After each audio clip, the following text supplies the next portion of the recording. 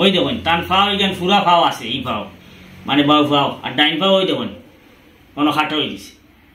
কারেন্টও বাড়ি গাইয়া ফাও দিয়ে গেছিল গিয়া আর কি, পুরা ফাও ফলতা গেছিল গিয়া, তখন ডাক্তারে তখন পর্যন্ত খাটি ফেলে দিছে। তো এখন তাই আমরা বরাকুণ্ড আইসেন, উপস্থিত হয়েছেন আপনার তো সামনে আইয়া, তাই কিছু সাহায্য করতা। আগে তাই কাম কাজ করিয়া নিজে চলতে পারতা, বহু বাচ্চা আছেন, কিন্তু এখন কাম কাজ করতে পারেন না, একদম অসহায় গেছেন। আপনারা যখন এই অবস্থায় সে কিতা কাম করতে পারবো?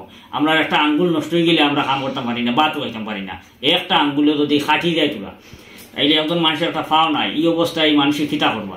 আপনারা যেভাবে পারেন আল্লাহ আস্তে আমার এই বাইরে সাহায্য করবা।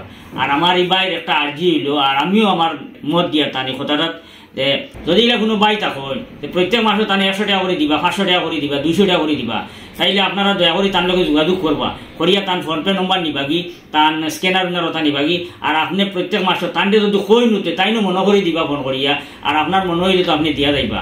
ওলা যদি কয়েকজন বাই বারোই দেন, তাইলে আমার এই বাই মানে চলাফেরা তেমন একটা অসুবিধা হইতো না।